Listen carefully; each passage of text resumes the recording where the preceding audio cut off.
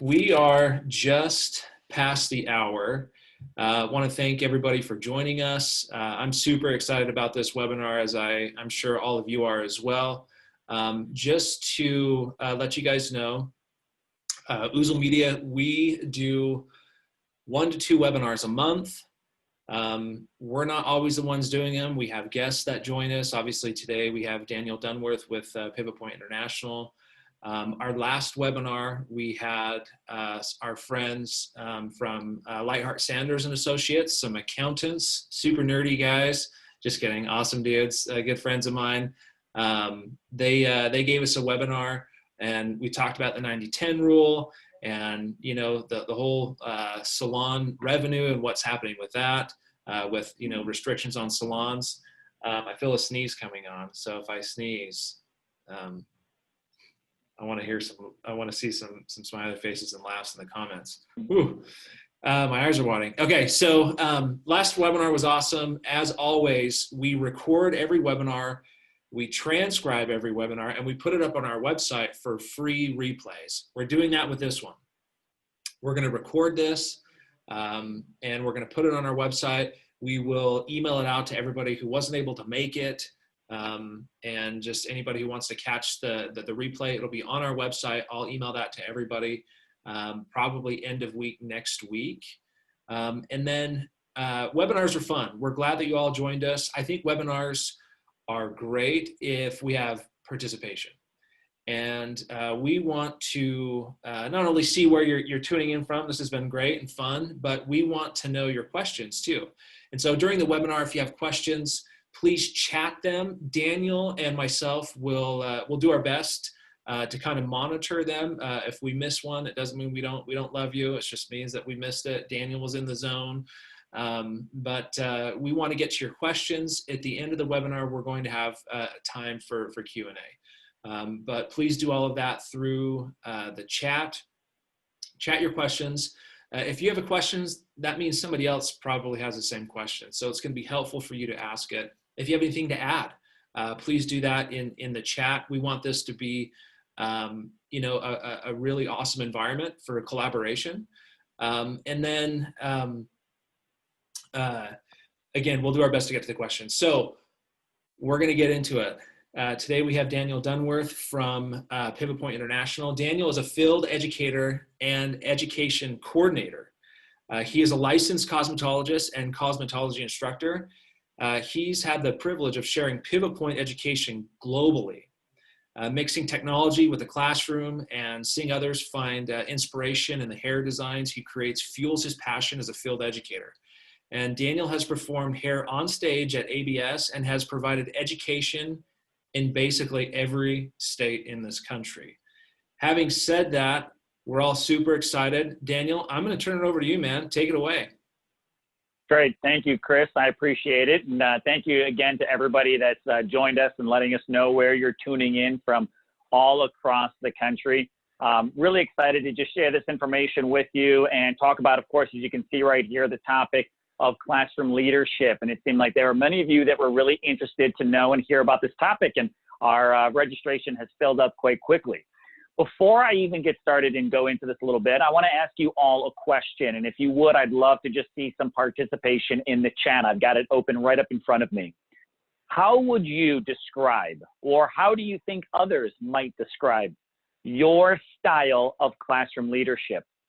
If you had to summarize it in, let's say, maybe between 1 and 3 words, what would you use, or do you think others might use, to describe your style of leadership? And even if you might be an individual that's not necessarily in a classroom, leadership, honestly, of course, can go beyond different barriers. It might be in the classroom, you might be a learning leader at an academy, or you might even have a sense of leadership beyond that, which honestly, what we talk about will go beyond that. So again, my question to you all, in using that chat, what words do you think would be used to describe your sense of leadership? And I see a couple of these responses coming in, so I'm just going to shout them out as I see them in here. I see fun and engaging. I see energetic, laid backness, democracy, team effort, lead by example, structured, organized and structured. We got structured coming up quite a bit now here. Friendly and fun, they're starting to go pretty quick. Participatory, professionalism, some more structured, strong, collaborative, fun, and organized. Again, we've got some more structured coming in there. We've got inclusive, fun, informative, but serious. Some autocratic, sometimes participative, team, fun, engagement. Now they're starting to really just fly through here. I'm going to try to read as many as I can, calling out some unique words. Forward thinking, I see in there. Flexibility, motivation. Again, I see structured coming up quite a bit again. Engaging being pretty popular in here. So I really like this. Participatory, fun, and structured. Again, definitely seeing some common things. So certainly, please keep sharing those. I'd love to see what it is. And we're going to really build off of some of those words that you all have even used to describe your sense of leadership. As we look at leadership, and of course, going to really target today about classroom leadership. How do we really ensure that we're setting the right stage, that we're really building the right culture and community in our learning environment? Especially today, with the classroom being quite a bit different than it has. You might be in a very physical learning environment in a building. You might be doing some type of a hybrid learning environment. You might be full digital in your learning environment. There certainly are a number of ways which your classroom might be structured. What we're really going to talk about is absolutely borderless. It doesn't have to just remain within four walls of a physical building. This could go beyond that. So with it, what I really want to talk about today are two very popular styles of leadership to start out with. And these certainly can build off of even some of the words that many of you have already put out so far today. When we look at leadership, especially in the classroom, we do have a tendency to see that there's two, not necessarily very different, but certainly different approaches to leadership that are commonly taken. And a lot of it comes down to a very different style of approach of the environments that we have been brought up in, what it is that we feel we have a sense of style to lean toward, our own personal preferences, and so many other things in between. But with classroom leadership, jumping right into it, it's very common to see two senses of leadership that are used in our learning environment. And even beyond that, sometimes just our work environments. And these include control and community. And that's what we're going to talk a little bit about today, is really getting an idea of what sense of leadership do you have and what sense of leadership can serve you better. So when we break these down, we're going to talk a little bit about what is it like to have that strong, controlled, maybe very structured learning environment. So if those are some of the words that you might have chosen, you might have a relationship with this style of leadership. When we talk about things like that inclusiveness, flexible, engaging, you may find an even stronger relationship to this community sense of leadership. And again, this may even be the sense of leadership that you even have at home or, again, other environments. But we're going to keep talking about this relationship to learners. So let's just jump in. I'm going to step off camera for just a moment as we introduce this first sense of leadership, control. What is it that really makes this style of leadership what it is? What is it about control that does have more of this structure to it, that does have a little bit more of this, not necessarily rigidness, but very set, strong influence within it? When we see leaders that go towards this sense of control, you'll typically find that their learning environments are built upon discipline. So I would ask you, for everybody that's here on this meeting, and again, using this chat, have you ever used in this sense of discipline to encourage a task to be completed? No matter how you described your sense of leadership, have you ever used that type of, you need to complete this or else type of leadership? If you don't participate in this activity, you may need to clock out and go home. Well, if you don't study for this test, you may fail this test. There's almost that sense of that discipline that really guides the way. If you've ever used that, and I would be one to absolutely, I'll get right back on camera here and say, I would put my hand up. If I'm going to ask you to throw yourself under the bus, I'm going to be the first person to step in front of it. So yes, absolutely, I can tell you that I used to use this sense of do this or else this may happen. It's very much built on discipline. And with that, we see that discipline really comes down to that sense of that almost power or control aspect to it. So again, we want to be mindful of that. Let's talk about a few of these other points though. In this control style of leadership and in these environments, It's very much focused on the management. And I would almost even say more so, not just management, but even like a sense of micromanagement. The leading leaders, these learning leaders that are in these environments, they have a tendency to really want to control what an individual, and that's again, in our case of the classroom, our learners, what they do and do not do in the classroom. It's really about making sure that the learners are given a very set parameter, maybe a very set time frame, and a very specific number of tasks that they must complete during that time. That management really makes them feel like they have, again, that authority and that control over the environment, that by doing so, they have this belief that nothing will go wrong. And many times what you'll even find in that management situation is it's even discouraged for learners to go beyond those tasks. You know, once you complete that activity, you, again, as a classroom leader, may have said, you know, go ahead and just put your head down. Go ahead and just sit quietly. Just go ahead and wait patiently while everyone else finishes. There's no additional task. There's nothing that really drives or moves that forward learner, simply because this leader, this educator, needs to manage that behavior. And again, in their mentality, if they have too many learners that might be doing different things, that becomes more difficult to manage and is more difficult to control. You'll also find that many of these types of leaders that lean towards control are very rigid in their processes. They have what we kind of consider to be a fixed mindset. They don't always open up to new experiments or new opportunities. They don't try too many new things when it comes to how they might present or teach the lessons that they go with. Or if there may be another type of leader in an academy or business that they have pretty much run their ship the same way for a long time. And this would be, again, just another question for all of the educators. And I would ask you yet again, and I'll put my hand up because I will tell you before I even say the question, I've absolutely been there, done that, asking me how I know. Have you ever gone into a classroom situation, a lesson, where you've looked at what you need to do today and you say, you know, I've already taught this 1,000 times. I already know what I need to do. So you don't spend as much time doing classroom preparation. You might look at, you know, I've done that before. I can teach that with my eyes closed. You know, I really don't need to reference the book. I know it like the back of my hand. Have you ever thought or even gone about that method of teaching before? And if you have, not saying it's a bad thing, but what that might tell you is that you have been a little bit more rigid in your process. You haven't really mixed things up very often. And the question I would ask is, why don't you mix things up? Is it because you might have this sense of you might not have control over it? You can't control the results. You won't know whether or not it works or doesn't. And if you've ever avoided something for those types of reasons, again, it might hint that you do operate on a little bit more of a control basis when it comes to leading your environment. How about these last two items here? Routine learning. What does that really mean?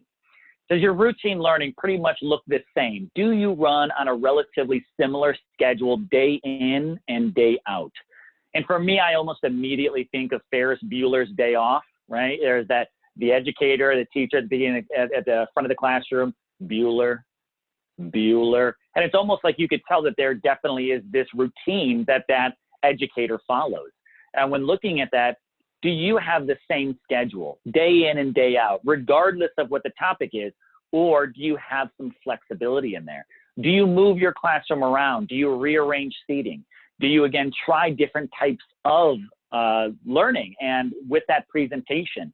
Or are you someone who kind of day in and day out can always depend on seeing the same type of PowerPoint presentation that's being facilitated?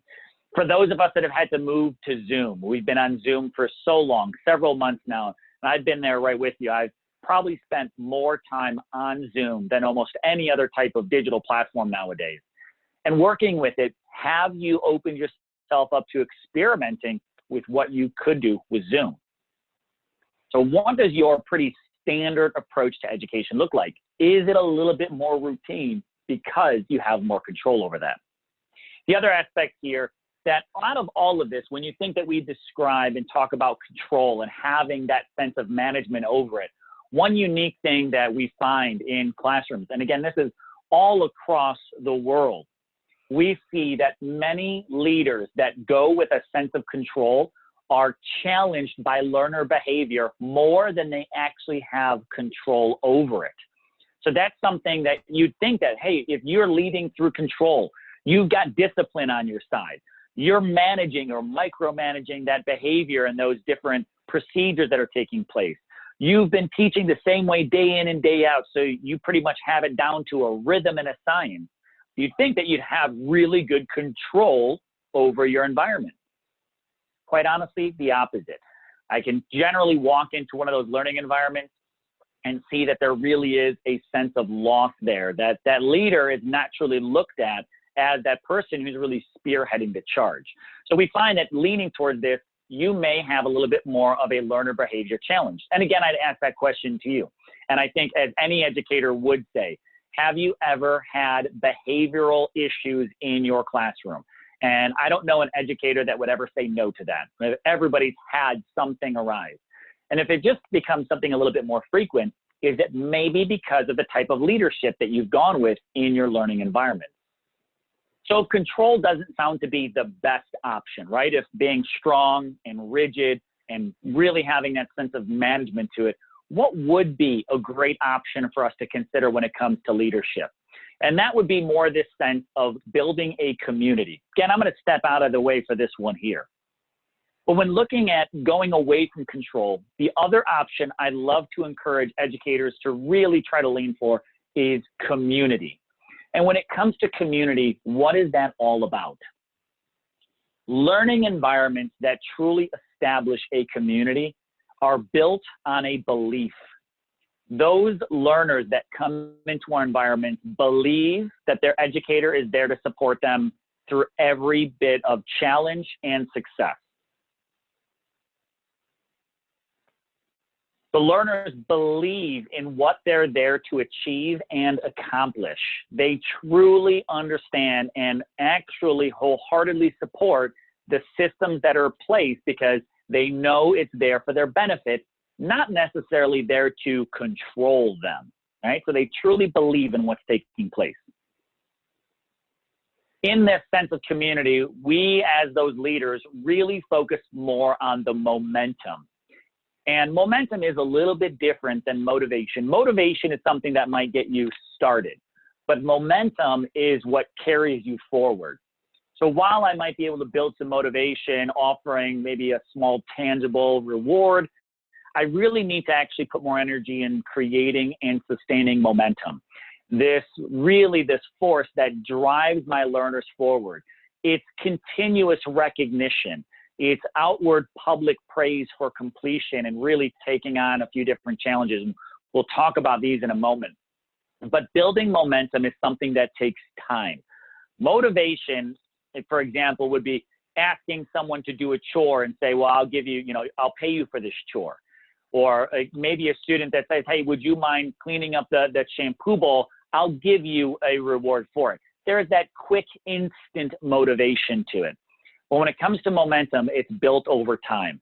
And it's built over this constant reinforcement of what's really being completed and accomplished. So this community, it's not always something that's built immediately. It does take a bit of time. But once you build momentum, it's almost impossible to stop, especially from that leadership style. When you've got the momentum of your learners going with you, you can really take on a lot in your environment. So let's take a look at this next aspect right here. A leader who focuses on community really stays flexible in their processes because they know that day in and day out, their community is going to be a bit different. Everybody on this call right now, let me ask you the question. Have you ever felt like from one day to another, you've got the same students, but from one day to another, they almost feel like an entirely different group? Have you ever experienced that before? Give me a yes in chat if you ever have.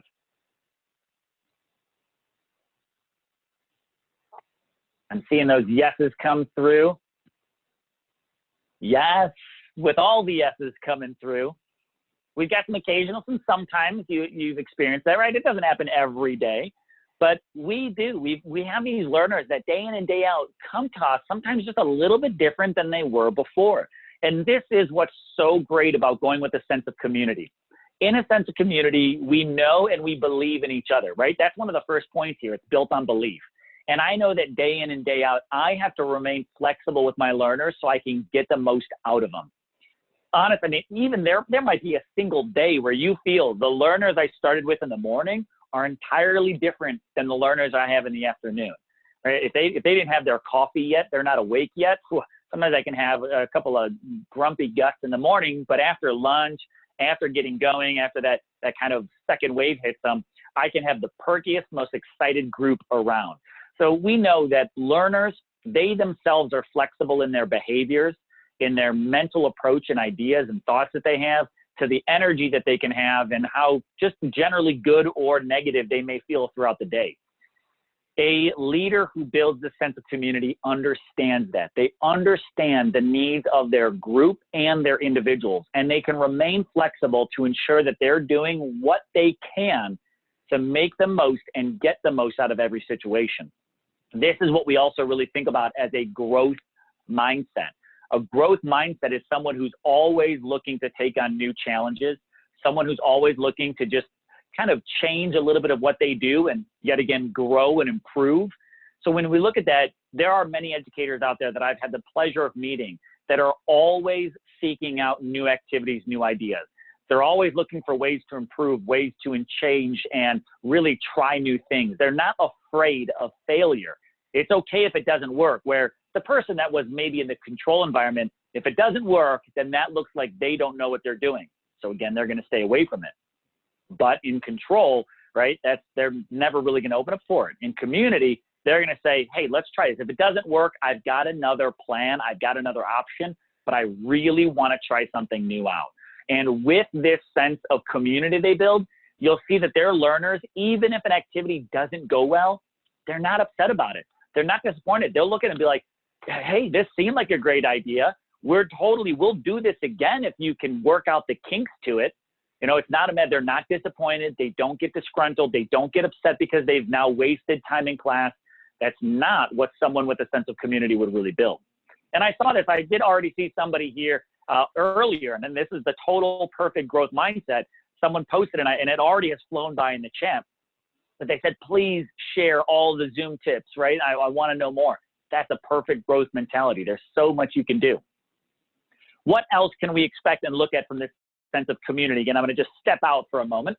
But we know that as a leader here in a community style of sense of leadership, they can also really engage learner thinking. They have the ability to apply more critical thinking and to also challenge learner thinking. And what do I really mean by that?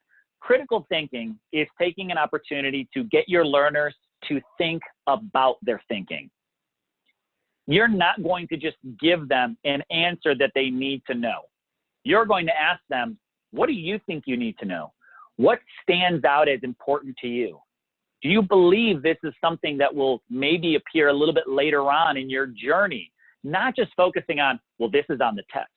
That's going to be on the test, and you need to know this for state board. I'm going to be very honest. Someone that might go through a sense of control would focus on that type of information. You need to know this because it's on the test. I'm going to control that you will be successful. I'm going to control that you know what's on the test because I can control the test question, right? You see how that kind of alignment takes place? In community, I'm going to really look at my individuals and say, what do you think? What do you think is important? Do you believe that that'll be a great tip to remember in the future? How do you think that you'll use that on your own personal career path? And that is what community is all about. Truly having a sense of what can drive and fuel that forward thinking, that engagement with your learners. Community brings it all together. It's not just a matter of spelling out the answers in the information. So how can we go about it? I think I've probably tried to make this pretty evident that community definitely has more benefits than the sense of control leadership does.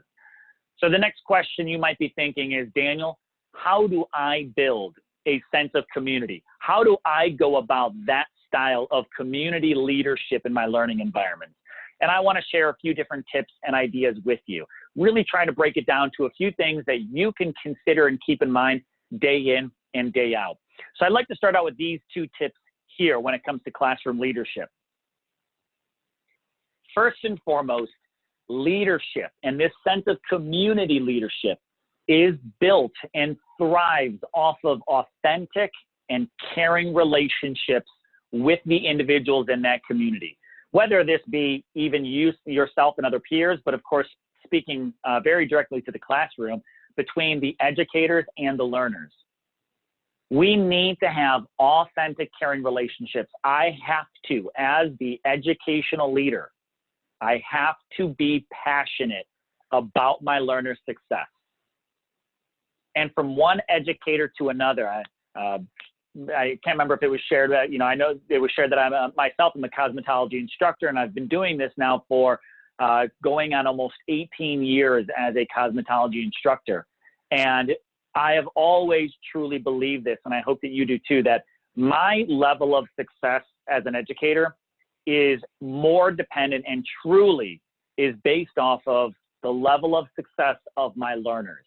That is my gauge. If I am doing a halfway decent job, right? If I'm doing the best I really can, then I know my success is really seeing my learners become more successful to accomplish things that I never have and maybe never will. That's how I know that I'm really making sure that they're getting the tools that are necessary to them. By building these authentic and caring relationships, I can make sure that I'm connecting the information with my learners in the most personal way that resonates. All right, so let's talk about tip number 2. I'm going to just get back out of the way for this one here. It is essential that we also maintain a positive outlook about our learners. And I want to share a little something with you. I'm just going to be very honest with you, just completely transparent. As mentioned, I have been in classrooms all across the globe. And in no matter what country it was, when I've gone into these classrooms, there have been moments that I've experienced that honestly just pretty universal, north, east, west, or south, right? There have been moments where I've kind of just been lingering, hanging out, maybe sometimes just in a back office or wherever it may be, kind of that quote unquote behind closed doors. And sometimes I've heard educators not always have a true positive outlook about their learners. I have heard educators say things like, they probably don't have a shot at passing their state board, right? Or they might say, I don't know, once they get into a salon, I don't think that they're really gonna have what it takes. And there's all different variations and versions of that comment. You may have heard it yourself, may have even been a part of those conversations yourself. And looking at it, that immediately will not set us up for success, especially in building a sense of community. We have to be the ones that even on the darkest days for our learners, when they're struggling, believing in themselves, we have to be the ones that continue to believe in them. That is how we're going to build that strong community and be able to help lead my learners through just about anything else. When they see that we believe in them, even in their most struggling and challenging times, you better believe that they are going to just absolutely, ride or die with us on the best days. So looking at it, we've got to stay positive. We are the ones that have to, no matter what might get tough, no matter the challenges we may have, we've got to be there with a positive mindset. So what are some things that, even diving a little bit deeper into this, and I see Trina, thank you very much for that, saying absolutely, right? Now, Kathy here all said a little earlier, preach, right? That this is, I truly believe in all my experience in the classroom I've seen, these are the types of classroom leaders that have truly set themselves apart from others. And I'll share one example. You may have seen this previously. This was a video that went a little viral before. It was an educator, I think it might have been like an English teacher or something, and I believe it was more like a middle school or maybe a high school, I forget the grade level, but it went viral a few years ago. He had a secret handshake for every student that entered his classroom. Has anyone ever seen that viral video before? Each student, when they walked into the door, he had some type of secret handshake as they came in and then they went in the door. and it was unique and different for everybody. Right? And you guys are saying, yes, you loved it. It was an amazing, it was truly a remarkable video. Amazing memory on that educator's behalf, keeping it. It's fantastic. Yeah, if you've never seen it, definitely look it up. You know, educator that has, you know, a secret handshake for the students. I have no doubt that you'd probably be able to find it. But here's what I want you to think about. Of course, with current times, you may not be able to do a full handshake with everybody. I absolutely understand that. You may not even be in the physical building with them. But here is, and I love this right here, trying to see the name of Breon here, made the experience personable. That is exactly what is fantastic, is when you look at this authentic, caring relationships, look for those opportunities that really helps you ground that experience, ground this learning moments for your learners. We can no longer look at our classroom just as a class. Well, this class did good and this class didn't do well. My class struggled with this. My class succeeded with this. We really have to look at it more saying the individuals. You know, what are the individuals that truly are succeeding, and what are the ones that still have opportunities? What success have we had? Because those students, they want to absolutely hear about those success moments. And the students that maybe they're not at the same level as everyone else, they need to ensure we're getting the right, authentic support for them too. So what are some ways that we can go about building this? And what we like to do here at Pivot Point is we've got this great little kind of acronym here for you to just keep in mind. I'm going to share it with you here in just a moment. We call it the VCR. VCR is really a strategy, and 3 sets here of strategies that we can use to help create that right sense of leadership and culture in our classroom. And even before I dive into those, this is something that I would always encourage every educator to keep this mentality of right here. Day in and day out, you have to model what it means to be a learner. We have to be the ones that are willing to take that on and really take that type of approach to it. That if I do this every day, I might be at the front of the classroom. I might be the one leading the session, but I am always open to learning something new, day in and day out. And I can tell you that there have been absolute moments where I have learned more from a day with my learners than I felt that I might have ever even taught them, right? Working with it, we have to really model that sense of, at Pivot Point, we always reference it and call it as lifelong learning. We have to remain open. And I'll just use an analogy here with it. We've probably heard some people, no matter what industry they're in, they'll say things like, oh, you know, trust me, I know what I've been doing it for X amount of years. Yeah, I might have been doing it for X amount of years, but I've got so much more that I can still learn. I might have that experience to build off of, but there's so many things day in and day out. Things are different. Things are changing. So really look at that and how can we stay open and realize there's always moments to learn. And again, these strategies here, this VCR, which stands for valuable, capable, and responsible, is a really big part of what we can use to help create the culture. How do we really show that we see our learners as valuable? How can we support them by ensuring that they are perceived and given this responsibility and this sense of capability and responsibility? How do we ensure that we let them have that responsibility? We're not always trying to own the moment for them or control the moment. So with that, keeping in mind this VCR, not the ones of the days of past where you had to be kind, rewind, but now think about when you want to build your community leadership and you need to build that culture that goes with it, just think of the VCR. And what do each of these mean? Let's jump in and talk a little bit about value and how do you support your learners as seeing them as valuable.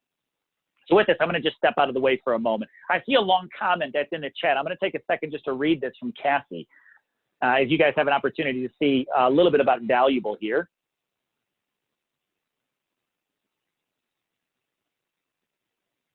That's great. Cassie, you said you've been doing distance learning for a bit, and after at the end of the first week, you took the opportunity and scheduled some individual meetings with those learners, and that's fantastic. While you supported them as a class, you took the opportunities to engage and connect with them individually. And I think that is a really huge move, especially nowadays when, you know, we're missing that face-to-face interaction. You know, so many people are, they're absolutely dying for face-to-face interaction, but we just can't safely do it yet. you're finding ways to still create those unique engagement moments. So very awesome to see there, Kathy. Let's go ahead and come back to V here, valuable. What are some things that you can do to help support this sense of value in your environments? Number one, treat learners as individuals. As I mentioned before, take opportunities to have these very kind of personal moments with your learners. Take interest in what it is that they really want to accomplish. And what I'd ask you here is, have you've been in those moments, I know that you have, where you're with someone and you kind of default to the very common talking points. How is the weather? You know, or if you end up in the room with a couple of sports fans, if, you know, oh, did you see the game? You know, there's certain things that you would have a tendency to come back to. Weather is one of the most, it's been feeling pretty nice outside, right? The weather is like that kind of standard default conversation piece. When you have these moments with learners, though, what can you really strike up with them in conversation that shows, A, that you absolutely are authentic and care about their goals, their accomplishments, what they want to achieve, and B, find ways to support them. We have to really get to know them as the individuals, as part of a whole group. Everybody that comes to my classes as a cosmetology instructor, I know that they want to get their license. That is the obvious piece. That's why they're there. But what do they plan on doing with this career choice, with this new option of a license once they have it? Where do they plan on going from there? So we really need to find out, what is it that we can do to support them? And by having these meaningful conversations, things where we can really talk to them about their interests and what it is that they want to know, and they find out that we truly care about the goals they want, we start to get so much more out of them. They see that I see them as valuable, and they also see the value that they can add to the class. And I'm going to give you an example of this one here, a moment that really kind of made this idea strike a nerve with me, this idea of taking a little bit more personal interest. I was teaching a class many years ago. This happened, it has to be close to maybe 12 years ago, if not even a little longer. So really with this, I was teaching a class and it was part of the business side of cosmetology. And I was talking about things like pre-booking, you know, asking for referrals, selling retail, and how all of that can really help support your growth as a professional. And I was really just kind of driving it home with my class. I can remember this day so clearly. I feel like I'm standing in that classroom again. And I was talking to them all about the importance of that and how those can be key moments to their success. And I absolutely will never forget the conversation I had after that lesson with a student. A student actually in the middle of class kind of threw me off guard. They actually raised their hand and said, you know, none of this is really important to me. And I almost took offense to it. In this early days education, I kind of took offense to a few things, but I was like, what do you mean? Like, this is something that absolutely will benefit you. Your business will do better if you can pre-book, get referrals, sell retail, all these benefits. And I kept driving this point home.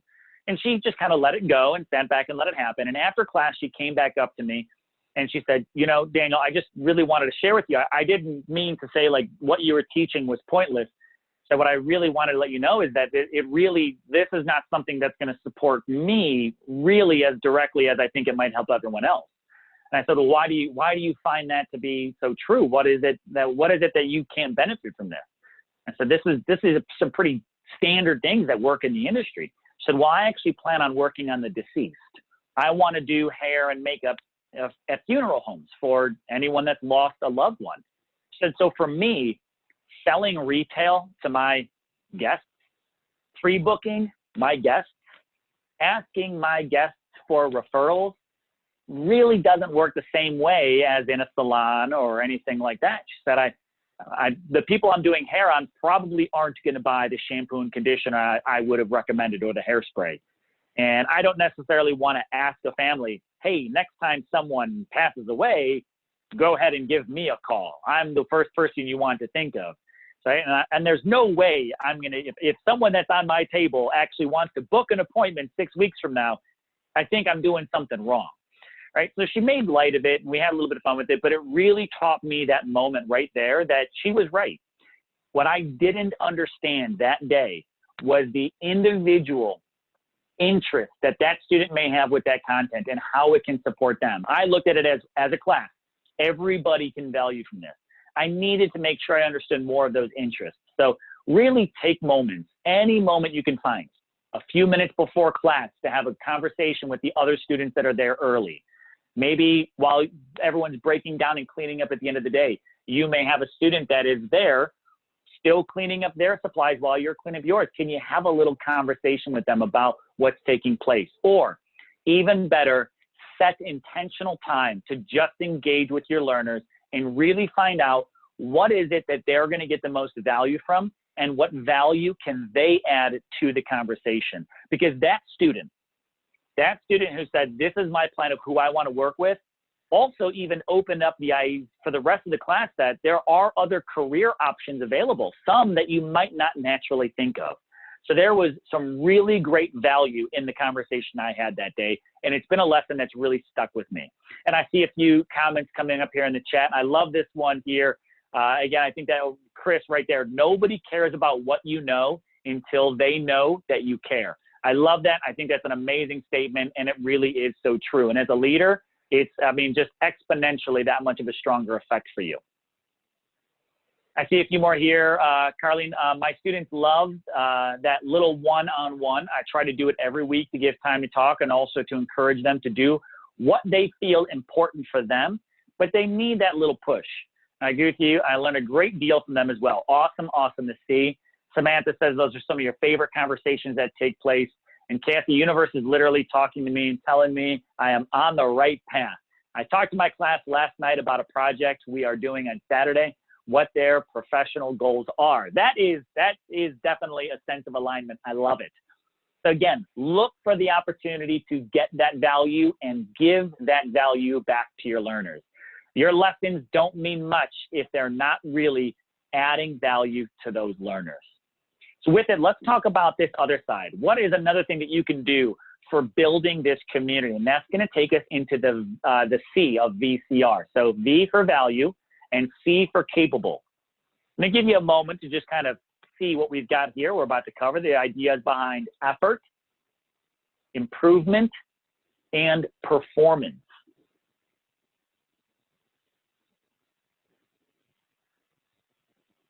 If you want to build a community, you have to let your learners know that you see them as capable and give them these tasks and the support that shows that they are capable.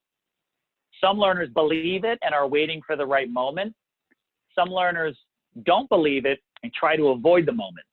But we've got to help support our learners at seeing them as capable. And that starts out with opportunities to recognize effort. Recognize effort and praise the progress, right? Praise their process, praise the work that they put into it, praise where they're going, not just when they get there. I'm going to give you just a little story about effort and how powerful it can be. There was a research done many years ago with a class, and this class was given an assessment at the beginning of the year. And at the beginning of the year, based on how they did on that assessment, they divided them into two groups, basically the ones that did really well and the ones that didn't. Throughout the rest of the year, they were each given a different sense of recognition through the year. Those that performed really well were always praised for the result. It was always a matter of great job getting 100%. You did excellent work maintaining that 100%. Like, it was all about the result. Did you get perfection? Right? And the other learners that didn't do so well at the very first assessment, for the rest of the year, they were actually praised for their effort. You know, great job. I know that you tried really hard. I know that you put all you had into it. Look at the progress that you're making. You're getting better every day. And that's what they were given that kind of recognition for. At the end of the year, both groups were given an assessment, but this time they had choice.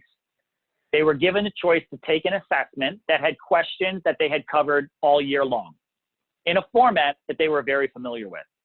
Or they were given the option to take on an assessment that was going to present them with some new and different challenges. All right? It's going to make them think a little bit harder. Do you have a guess of which group chose which type of assessment? not trying to give it away too fast here, but the group that was always praised for the results, they went and played it safe. They took the assessment that they would have known the questions and information on. And the student that was praised for their effort that they had been putting in all year long, they took on the challenge.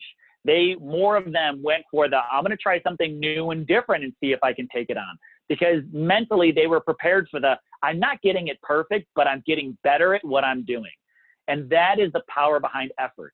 Effort will motivate and give us that momentum to keep pushing forward and to have the resilience to overcome the different challenges. So when given the chance, focus and give some praise to those with effort. They might not be your 100% academic learners. They might not be your 100% attendance students.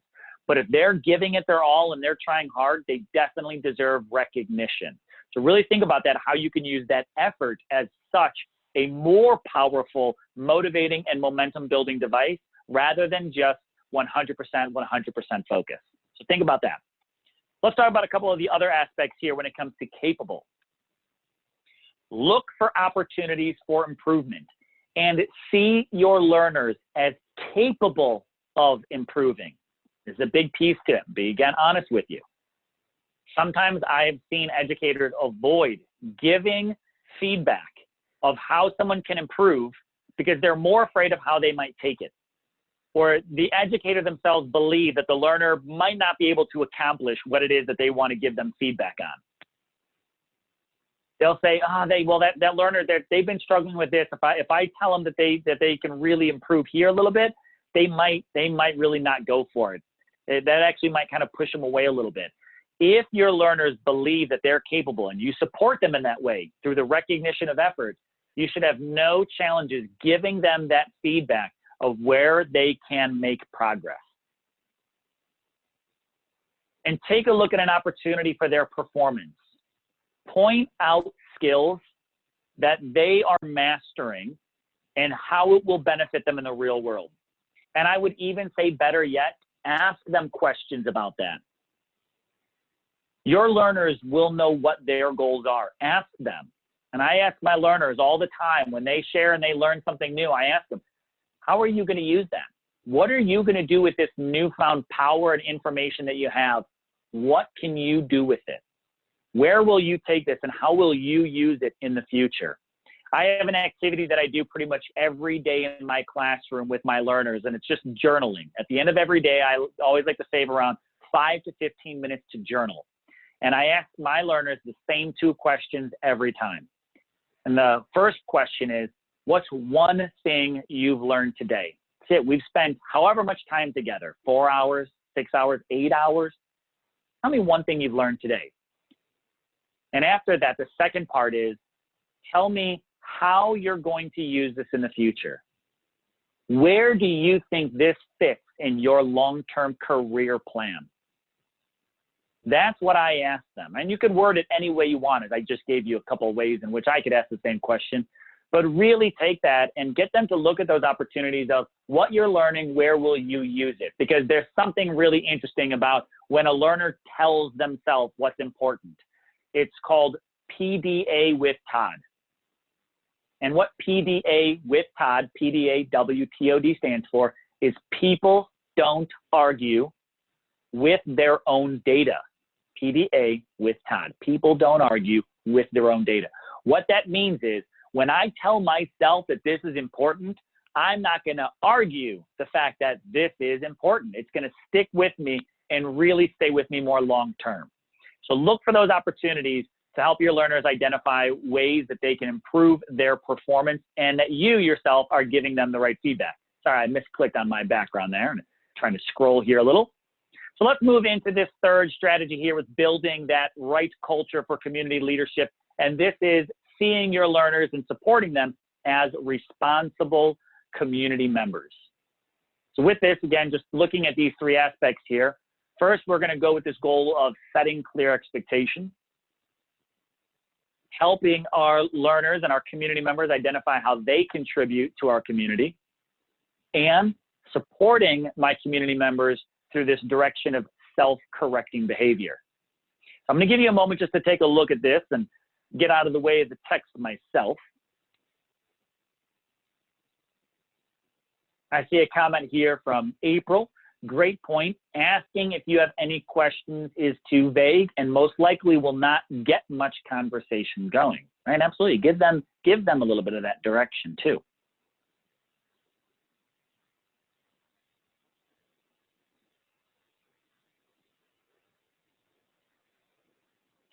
So coming here to responsible, talking about each one of these, what does it mean to set clear expectations? As the leader, it really is up to you to establish the behavior expectations, right? Even though you're a leader leading through community, that community needs the model. What's the expectation? What are the guidelines? And this is one thing, I'll give you a tip that I always like to do. Day one that I work with a brand new class, and it doesn't matter if it's day one of school or day 101, and they're just changing phases and coming to my classroom for the first time. The day that I have a brand new group of learners in my community, the first thing I do is set expectations. We take time and we divide into groups depending on the size of my class, or sometimes we'll just do it all together. And we'll talk about what we expect from each other while we are together in our community. A school handbook and catalog gives me the rules I need to follow. I know that. I know I need to come prepared to class. I know that I need to clock in and out. I know I need to come back on time from breaks. But what about our behavior? How do we create this sense of respect and responsibility in our learning environments? So with this, what expectations do we have? And I love to do this. In a physical classroom, I'll just hand out flip chart papers, and I'll actually write at the very top of it just a statement that says, in this class, we.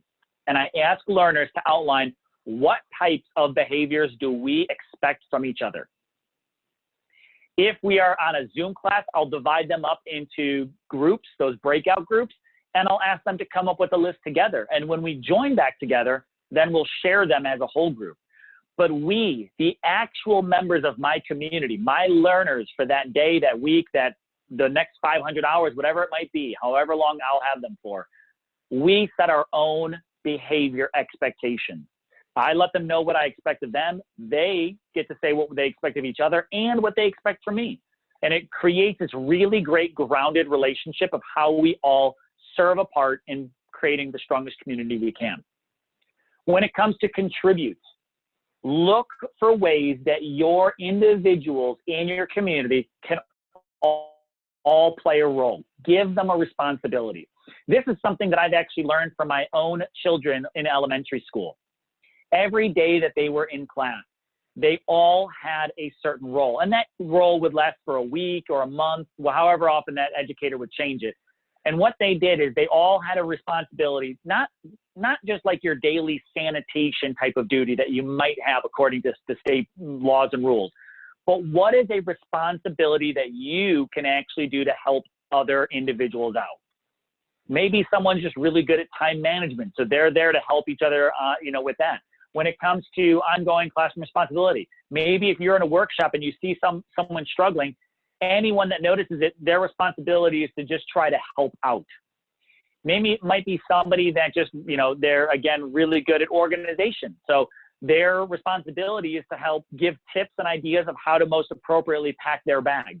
You can even use seniors to support your newer learners that enter the school and say, hey, here's some great tips for packing your bag or packing your locker, things like that. Do you have a learner who's amazing at technology and can even share some tips and tricks for making the most of devices?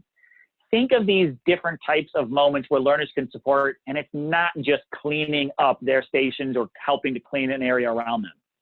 Also, acknowledge what we like to call the ABCDs. What does ABCD stand for? It means above and beyond the call of duty. When you see a learner, someone in your community, going above and beyond the call of duty, praise them publicly, give them acknowledgement, stop what you're doing and make sure you say thank you. Maybe if you have a morning huddle in school every day or on Zoom, you give shout outs to the people that you spotted or anyone else spotted going above and beyond the call of duty. I've seen educators do things like high fives where other students can kind of commend other learners for maybe helping them out or being there when they needed it. but it was something that when I was the director of a school, we always loved doing these shout outs, and we had a morning huddle every day at the school, and we'd give shout outs to people that we saw doing something great the day before. However, we didn't wait until the morning. We would say something in the moment, but then we would also give them public recognition the next morning. So it's kind of a double whammy. Praise the good stuff when it happens, because more people will follow that rather than always saying, oh, well, everyone, we're going to talk dress code today because 3 people violated dress code yesterday. No one wants to follow that. They want to follow people that say, listen, I really want to give a shout out, to Chris. Chris came dressed yesterday. I let him know this yesterday, but I want to give him a shout out. He just came dressed impeccably, super professional. Everything was really clean and spot on point with dress code. I want to go ahead and give Chris a shout out today. I think he's got some great tips for anyone that might be looking to find the right dress code item. Like, that's some great ways in which learners contribute to the culture. And the very last thing, self-correcting. Hold learners accountable for their behavior. And I'm going to give you one tip on this. When it comes to learner behavior, don't ask why, ask how. When you ask why, you're looking for excuses. When you ask how, you're looking for solutions. If a student has an outburst in class, don't ask, why did you do that? Ask, how can we avoid doing that in the future? How can we control our tempers? How can we make sure we don't throw our mannequins across the room? How can we set better examples for some of the newer learners in our community? Don't ask why, ask how. And that will help learners self-correct their behavior challenges that inevitably you may experience. So that's just one other tip I'd love to give there. I do see this here, Carla. I love this. I do peer training and have class officers. It's really cool, like a motivator, Champlain, recorder, liaison. Love it. That's awesome that you actually have these roles and titles for it. It's pretty cool. And Samantha, we do morning shout outs at attendance. Absolutely fantastic. And I think that type of culture is really great, because when you build it, I have no doubt that you probably know from experience that kind of momentum that behavior has, that it kind of carries itself forward, that once you get it going, it doesn't take a lot of effort or work on your part as the leader. The community is all there to support it. So hopefully this idea behind the VCR, just going to again share this again, VCR, valuable, capable, responsible, that this can kind of help you out with establishing your community, how to create the culture that builds that type of momentum, and give you that opportunity to just really support your learning environment differently, and that it's not really control. While it's easy to go there because you can use things like rules and policies and punishment, and those, they are easier, right? But what's easy is not always worth it. Building a community that once it's established and once you have it, it truly has an entirely different life that is so rewarding to be right beside. So with that, that has been some of the information I've wanted to share with you all on this really idea of classroom leadership, and give you a sense, maybe a few ideas of looking at your own style. Something that I do constantly is always looking at my own sense. I'd love to know if there is any types of questions or comments that you may have. Please feel free to use the chat. I'm going to keep an eye on it here. Chris, if you've also noticed any questions I might have missed, please toss them out there. I'm seeing some people here. Love the presentation. Wish all teachers had taken it. Love it. Yeah, Daniel, this has been fantastic. You know, as you've been presenting, I've been thinking about like what I feel like is probably my most important classroom is my home with my kids. You know, I've got 5 kids, and I've just been listening to me like, oh, that's so good. I'm going to do this with my 11-year-old. You know, he needs that. And it's been fantastic. I think this information can be applied in so many different ways, you know, leadership and wherever we're at, in any capacity we're in. So this has been such good stuff. And before everybody starts jumping off, this sometimes can be the best part of the whole presentation, where we get to really see the questions come in. So looks like they're coming in for you, Daniel. Yeah, I see them. I'm going to try to catch some. I saw one question. It's already bumped up a bit, but what would you do in a situation where state has more strict guidelines? There definitely are ways to ensure that your guidelines, your, let's say, laws and rules are followed, without having to treat them like punishment types of rules. It's easy to be able to set guidelines around things that do and do not need to be done, but to be able to support it from a more positive sense of direction. Always looking for, hey, if maybe a state says let's just say you have to do something, right? Rather than looking at what needs to be done and saying, well, we have to do it because the state says so. That's a very passive way of saying, I don't agree with it, but you kind of have to do it anyway. And if you don't do it, now I have to give you this punishment. But looking at saying, hey, this is something that we are going to strive on accomplishing it because, you know, this state policy, it absolutely is there. It's there to support us. It's there to protect us. It's something that you'll be working beside your entire career. Let's get a little creative and think about how is it that this can be easier for you to follow. You have to be the one as the leader to look at those moments and find the positivity in it and find the way that it's really going to help support it. Don't look at it as something that, yeah, I know that rule, it's kind of dumb, it's kind of bogus, because no matter what you try to do then, everyone that hears you say that in your community is going to struggle with it. Even if they didn't at the beginning, the moment they hear that, they're going to struggle with it a bit. So look at those moments and just say, how can I spin this? What's the spin that I'll put on there? Taking a look back through here, I saw someone else with a question. It's breeze past, but I saw the idea, like, what if you do with learners that might be a little bit more emotional? How do you support that? And that absolutely is true. You know, we're in an industry that absolutely is very, I'd say, definitely can have some boundaries blurred between this personal and professional relationships.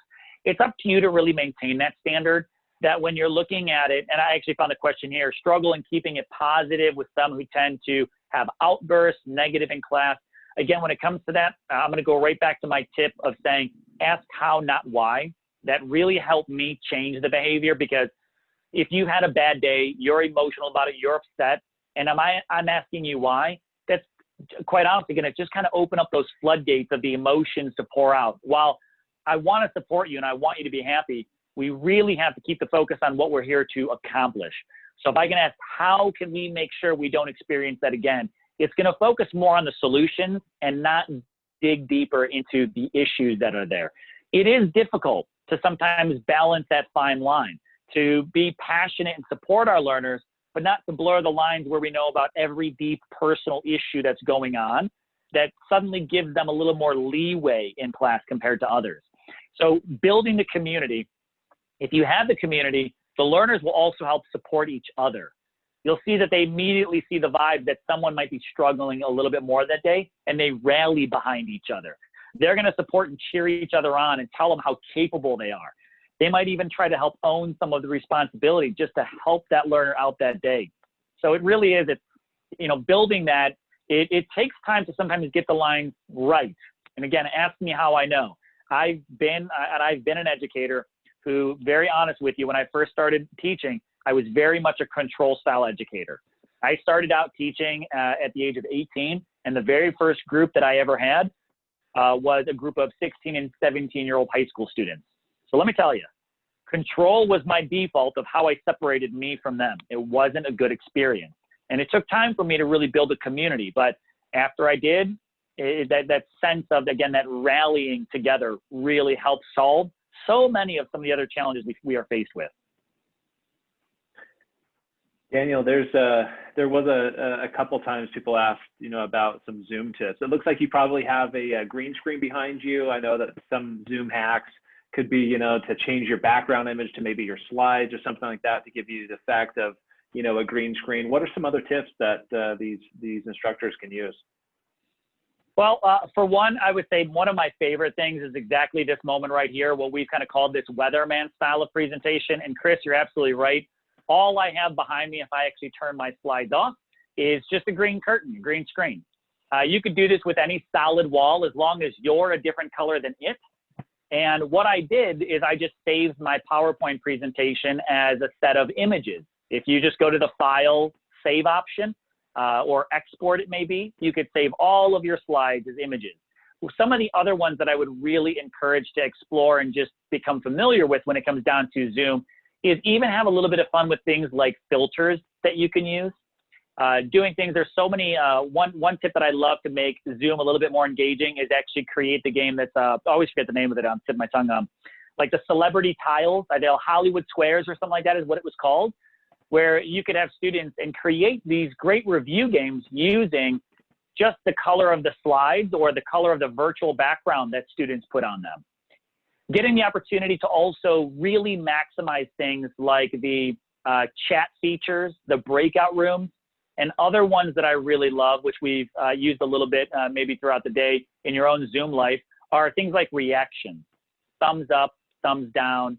There's so many different resources. I think the best thing that you could really do is so many people, and myself included, when this pandemic hit, we all kind of just threw ourselves onto Zoom because it was so accessible. We didn't have the time to really always dig deep and look at all these different features that are there. So I would encourage people to do that.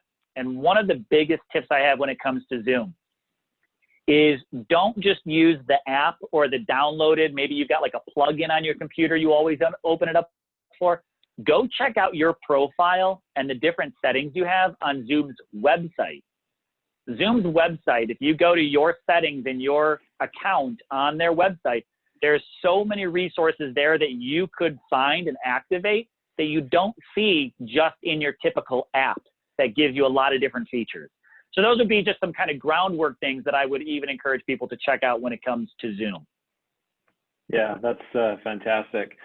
Somebody had a comment in here, and this is their second time that they have been inspired by this presentation that you've given. I think a lot of people here have felt very inspired, and there's a lot to digest, and I think if anything, if we could just take one thing that really stood out to us and apply that today, then it's been a success.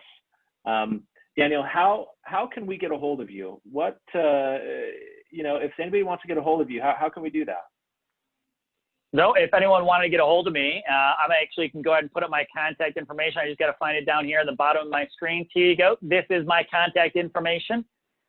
So I've got my email here, and I also have my direct cell phone number. So if you want to get a hold of me, anyone at any time, if you'd love to just carry on some conversation or reach out to talk about this info some more, feel free to email me, feel free to call or text me. And honestly, and this just goes out to everybody, regardless if you use any type of education. For those of you, it might be Pivot Point, you might use someone else's education, you might teach in other programs, you might know teachers somewhere else.